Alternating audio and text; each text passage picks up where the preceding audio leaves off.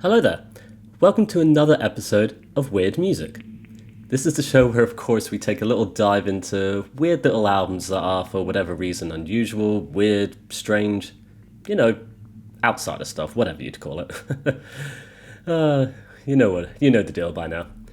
In today's episode, we're going to explore what I think is a very peculiar little album. Another one of my absolute top favourite records of all time, a sort of minimal ambient post-rock album that gently asks for patience across its glacial pace, and it perfectly closes off what is an incredibly impressive and wonderful discography from the band.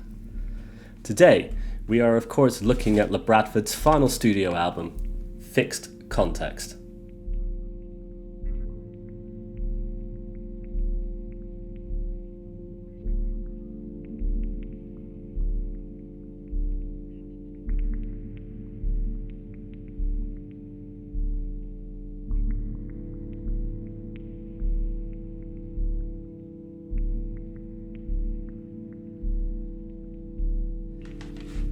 So as always, we have to ask ourselves the question, who are Labradford?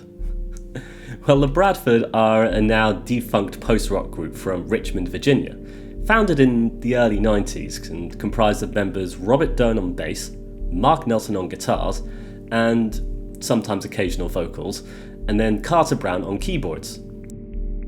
Labradford offer up what is an incredibly peculiar style of post-rock music that sees much more emphasis on textures and drones and these incredibly glacial tempos.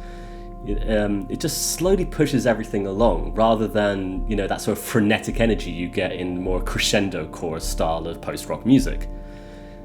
And across their vast discography, the band have explored many aspects of the post-rock genre, combining it with elements of ambience, drone, there's even a fair bit of glitch from time to time, and of course shoegaze throws itself in there. But the result of it all is this incredibly impressive discography of around 6 studio albums and a couple of other releases here and there that perfectly showcases this ever-growing creativity across this 10-year activity. And for their final album, Fixed Context, Labradford did team up with the legendary Steve Albini to produce one of their most patient albums in their whole discography so far. So, across their various works, Labradford have produced this very peculiar style of post-rock. It's, very moody, very dark atmospheres that run throughout the albums. You've got the utilization of drones, you've got from the synths and the keyboards, and it's generally offset by these very peculiar but slightly sparse guitar lines that add so much character to it. And then right under that, of course, you've got this bass that's slowly just pulsating, and it's just enough to push it all along gently without rushing anything. It's just such patient music. It's so beautiful. Also, embedded as well, right in the core of all these textures, these drones and stuff, you get these very unusual micro sound electronics that sort of bubble and squeak right under the surface of everything. It's venturing into territories of glitch with sometimes it becomes these very unusual high-end frequencies, whilst at other times it's just this murky simmering bog right under the surface of everything. It's what gives Labradford this very unique edge to their music, and it helps add to the whole atmosphere being created by the band, and it results in some very unique yet kind of challenging records ever produced in the post-rock genre. So, with Fixed Context, we see the band's style culminating into a rather short but concise album experience. Unlike their other albums, which has around usually 10 or so tracks, Fixed Context only has 4 tracks on there. It does include the band's longest composition though, the 18.5-minute long 20, which opens up the whole album. And it's here we see Labradford really establishing those atmospheres with very, very subtle murky electronics that open the landscape up perfectly before it's being pushed along by this skeletal guitar riff that repeats and repeats, and it just slowly just goes along. And of course in the background, hidden amongst those gentle synth layers, this sort of gentle thumping as well that acts as the percussive beat, and it helps to keep the slow momentum going. Like, it doesn't slow down to a stop, it just slowly, patiently guides itself along. And with it all being so slow and patient, having these little elements to help guide it all just makes it so much more engrossing and engaging. It's one that's very easy to get lost within, of course. Like, for me, I find 20 to be this really wonderful existential instrumental that every time I listen to it, it just makes my mind completely wander off into these melancholy thoughts. As the track further progresses though, the guitars and bass start to become more of the focal point, and it further adds to the melancholy mood that's being presented by the track before you get the quintessential Labradford glitches that start to occupy everything. And it's very interesting because they use the high-end frequencies, and it sort of further pushes the percussive element again, because it loops and just creates this atmosphere once again. And it's very peculiar, but I find the high-end frequencies being presented on the band here to just be rather interesting, and they do sit comfortably within the mix, even though they're high-end. They boop right into you. It's also patient, it's also gentle, and it's very dark and foreboding for the most part, but I just find it impossible not to enjoy, though. It's a perfect accompaniment to just low, miserable existential moods sometimes. We'll go into a bit more on that later, though. So, after 20, the album goes into the B-side of the record. Especially on the vinyl, you have 20 occupying A-side, and then you get the final 3 tracks on the B-side, being Up to Pismo, David, and the finale, Ween. And it's here we get something a little bit different from Labradford.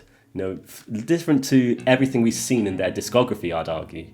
You've got the baritone guitar being played and it's at the forefront of much what's happening, and it creates this, those sort of glacial, slow acoustics, acoustic guitar riffs that are playing, on the baritone now, so they're much more low end, and it creates way more atmosphere.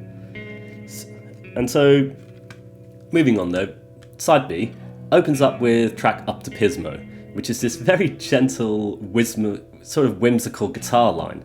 And it sounds so lovely and gentle that it's just one of the most relaxing things I can think of listening to. There's this peculiar melancholy quality to the track, arguably, but unlike 20, it doesn't really wallow in those low moods, but it rather sort of finds a way to come to peace with that sort of melancholy.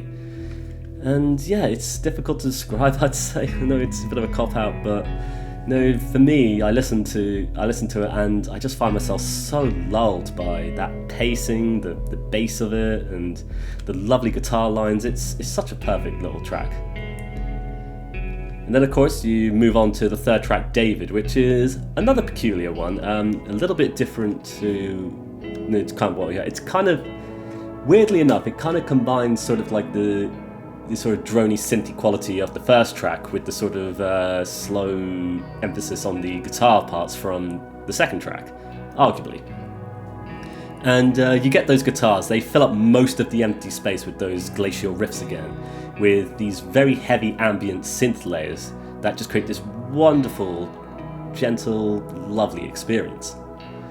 And then this track, it ends with this very unusual drone of high-end frequencies and these sort of micro sound pops in the background. It's so peculiar. And, it's certainly confounded and confused listeners of this album. Like, you can go find what people have said about it, and not too much into it, but I don't know, I find there's something to be really intriguing about micro sound, and I'm looking back now, I realised that my interest in micro sound probably comes from hearing it on Labradford first. Like, it's got me interested in Richard Chartier, in Franz Jobin, Steve Roden, a whole bunch of these micro sound artists. It's a fascinating genre. We might dive into it in another episode, but moving on because I'm waffling again. So you finish David and you get to the album's finale, and I have to say that after everything we've had, you've got the really sad, melancholy opening of 20. Then you've got slightly whimsical quality and confusing quality of the next two tracks. This all culminates into the final track, Ween, which is one of the most beautiful compositions Labradford have ever come up with in their career, and a perfect closing for this album. Like, this track is so beautiful. It's here you've got this gentle bass guitar guiding the track along, with the peculiar baritone guitar riff that's rising and it falling on those specific bass notes. And it's just, as it rises and falls, it drops you into this sort of gentle, calm world, and it's so lovely. And in the background of all that, you've got the synths perfectly capturing that atmosphere as well, adding to the ambient with this gentle, lovely precision. It's a slow glacial post-rock experience. I've been saying that a lot in this episode, but I really like that though. I like post-rock that strays away from the angry, aggressive build-up of crescendo core and sort of goes more into ambient style of things. And the result on Ween is this beautifully relaxing track that is beautiful, gorgeous, and it has cemented a place in my heart for so many years to come. Like, I've been listening to this album for so long now. It puts a smile on my face every time I listen to it, and I often find myself returning to it after really long, stressful days when I just need to switch off for like 5 minutes. I know it's interesting because after that really ominous and melancholy opener of 20, ending the album on something as lovely and beautiful as Ween just makes the whole album experience worth it. It gives it this sort of structure and context that makes it worth listening to the entire thing in one go. It's really one worth engaging with.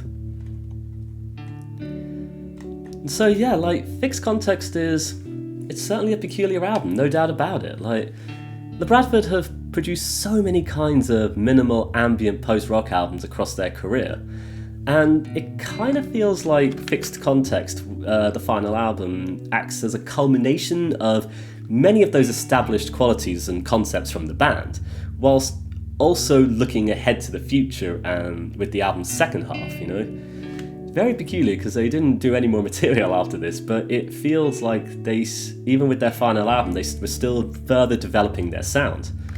It all feels quintessentially like Labradford, but especially on this album, it's so much more restrained and held back, really delving into the minimalism to create something that stands up on its own merits. You'll see it on some of the previous albums, especially E Luxo So, the previous album. A lot of collaborators joined Labradford for their previous albums, and then with Fixed Context, just back to basics, just back to the three musicians doing exactly what they do best. And of course, Albini's production of this album as well, it really helps every band member sound so clear and so concise, making those minimal textures stand out brilliantly across the album experience. So yeah, I just find this a lovely album to get lost within. Like I say, whenever I find myself feeling particularly raw and rough, or absolutely exhausted, or very grumpy, for example, after gigs and we're heading back to the house and we're knackered, exhausted, just feeling very quiet, I'll often stick this one on, put the big headphones on, listen to this, stare out the window, and just get lost in an existential crisis for the most part. And but I like that I have albums like that to return to during those moods. Like, the opening of 20 perfectly matches those sort of kind of grumpy, miserable existential moods that you're feeling. It's got those murky, low atmospheres that perfectly match it, rising and falling. And then with the album itself, it all rises up into the finales, and you come to peace with everything with the B-sides. It guides your moods into something so much more satisfactory.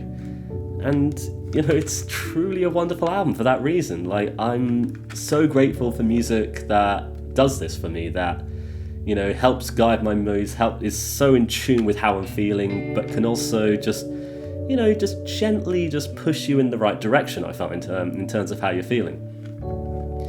And yeah, it's I find it's perfect for that. It's I'm very grateful for it. I'm very grateful. I do find myself always feeling so much calmer by the time the album closes that all that's left for me to do is sit there, let everything just sink in. And so with that, I think we're going to be ending our episode today of Weird Music. I'm really glad to have talked about Labradford. I've always found them to be one of the most interesting and creative bands to come out of the early post-rock scene, but it's not one that I've heard a lot of people talk about, or at least people I've come across. I don't know why that reason is, but regardless, their music is a part of the post-rock history. It's still there to be discovered, and they have such beautiful, wonderful music. And yeah, for those reasons, they've cemented themselves within that genre for their own reasons, I would say. And yeah, their music's still available to discover. It's all uploaded to Bandcamp now. You can try get the CDs if you want to, or the vinyls, which are lovely if you can get a hold of them. It's phenomenally patient and atmospheric music that, it does demand you to be patient and let it explore itself, if that makes sense, but I think that's what makes it extra special as well. It's very unique. It's very lovely stuff. And so with that, I hope you've enjoyed today's episode of Weird Music. I wish you all the best. You take care, and bye-bye for now. Bye-bye.